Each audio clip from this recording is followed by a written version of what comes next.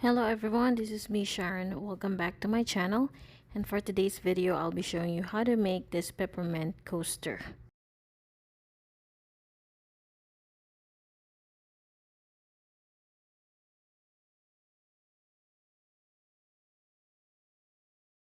So para sa project na to, I will be using white and red in the fill 4-ply yarn, and then use 3.25mm crochet hook. And then you can also use green and white instead. Tapos, the first thing is make a slip knot, and then we're going to chain 4. So, para sa mga ayaw na magic ring, pwede to. Tapos, on the 4th chain, doon tayo mag-work ng 12 double crochets. So, ito bali yung pinaka first round. So, sa mga beginners dyan at mag-try kayo ng in the fill 4-ply yarn, medyo challenging kasi madalas sumasabit siya. Pero pag nakuha mo na yung right tension para sa'yo, then it will be smooth gamitin. Yan. Sa una lang naman medyo challenging kasi nga untwisted siya. Tapos kapag medyo maliit pa yung hook na gamit mo, sumasabit ng konti. Sa round na to, hindi kasama yung chain 3. So mag slip stitch tayo dun sa first double crochet made. So ang total of stitches around should be 12 double crochet. And then mag-switch tayo to color red. So ang gagawin natin dito is i-chain 1 natin and then fasten off.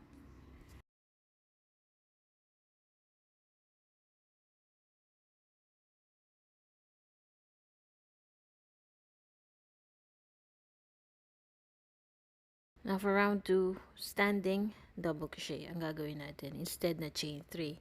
So maganda din ito para hindi makita yung join natin for every round.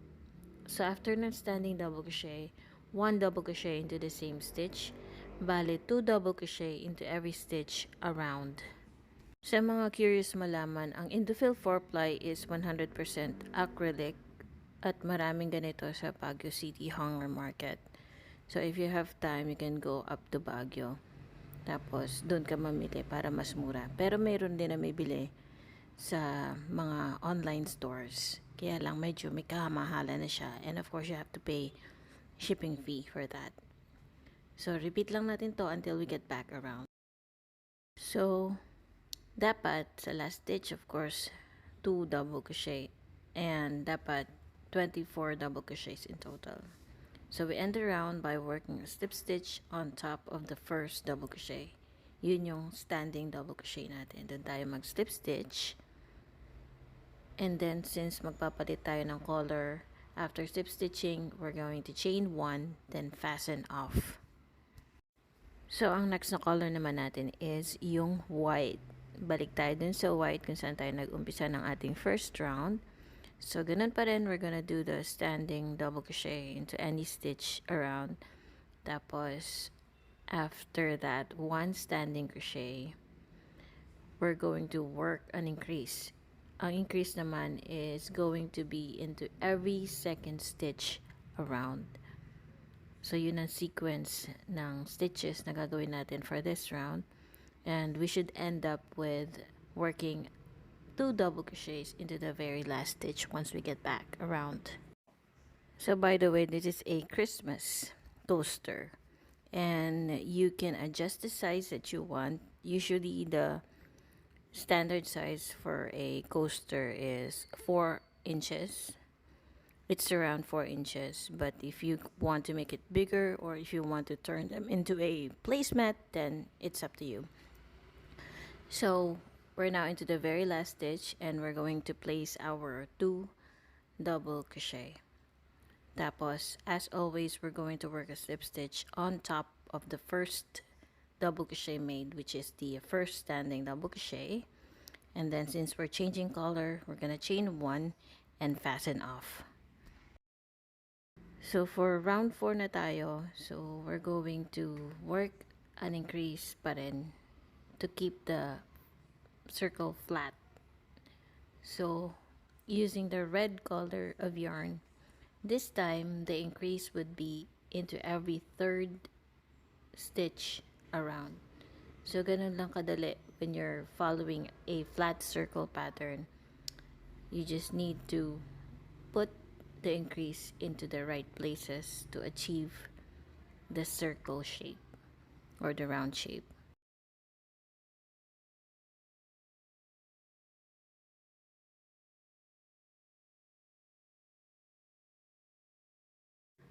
Once we get back around, dapat ang last stitch natin is yung increase or 2 double crochet. And then we're gonna end around by working a slip stitch once again into the very first double crochet, which is our standing double crochet. So ganun lang kasimple, and if you want to keep on making a bigger size of this round project, so you can still continue up to the size that you want, it will still be in multiples of 2. So now I'm joining the white yarn again, and then this time I'm going to work an increase into every fourth stitch around. So as you can see, dagdag lang ng padagdag yung number of placements, like in this case fourth stitch. So when you get to round 6, it will be into the fifth stitch. Yun yung increase na ilalagay natin. So ganun lang yun, susundan nyo lang yung increase kung saan nilagay para hindi kayo maliligaw kung saan nyo ilalagay yung next increase nyo. And then to end the round, we should always work a slip stitch on top of the first double crochet made. This time we're gonna chain 8 for the edging. Chain 4 will count as one treble crochet, and then chain 4 for the chain space. Now we skip one stitch and then work one treble crochet into the next, followed by chain 4. So chain 4, yun yung ating chain space, and then we'll skip one stitch and then one treble into the next. So that's the sequence, and we're going to repeat that sequence until we get back around. Like what I said earlier, itong edging na to is in multiples of 2. So to create this edging, we need to have number of stitches in multiples of 2. So later on you will find out that we will finish off this round with red color of yarn. So hindi pa siya tapos. So once we get back around and do the last 4 chains, we're going to work a slip stitch into the very first treble crochet, and that is into the 4th chain. So we're going to work a slip stitch into the 4th chain, tapos we're gonna chain 1, and then we're going to fasten off. And of course, lastly, you're gonna weave in the end. So before I do that, let's attach or work the last round, and we're gonna use the red yarn for this. So we're also going to work in chains. So into any stitch around, we're gonna chain 4 and then 4 more for the chain space, and then we're going to reinsert the hook into the next, and then into the skip stitch we're going to work a treble crochet.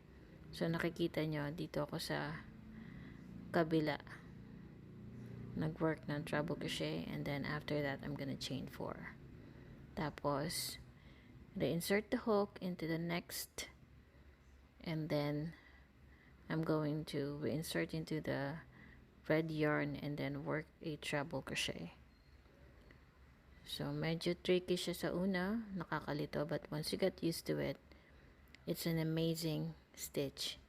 So all you need is in multiples of 2 to create this edging. It doesn't matter what the size is for the base, you will still end up with a number of stitches in multiples of 2 if you started with 6 double crochets in round, whether 12 or 24, because it will still be in multiples of 2. Kung gagawa kayo ng placemat, syempre mas malaki siya kaysa dito sa coaster and you will need a few more rounds. Ganun pa rin, you'll still gonna end up with total number of stitches in multiples of 2 for as long as you're following the right placements of the increase. And then also you can turn this one into a hat. So yun ang maganda when you're learning your flat circle pattern kasi marami kayong pwedeng gawing project aside from working in rounds. And then after this, we're pretty much done. Ganun lang siya kasimple, and you can make this one in just about less than an hour. So once you get back around, you're gonna work a slip stitch pero dito sa ilalim ng white yarn. So we're gonna work a slip stitch into the chain 4, and after that we're going to chain 1 and then fasten off. Do not forget to weave in all ends. Yan, ganun lang siya. You can also use green and white. That's also a good combination.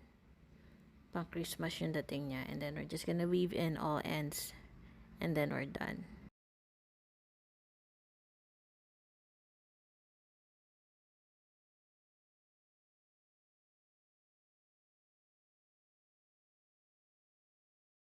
And there you have the peppermint coaster. So if you like this video, do not forget to hit like. Comment down for requests that you would like to see on my channel. And I'll see you in my next video. Bye!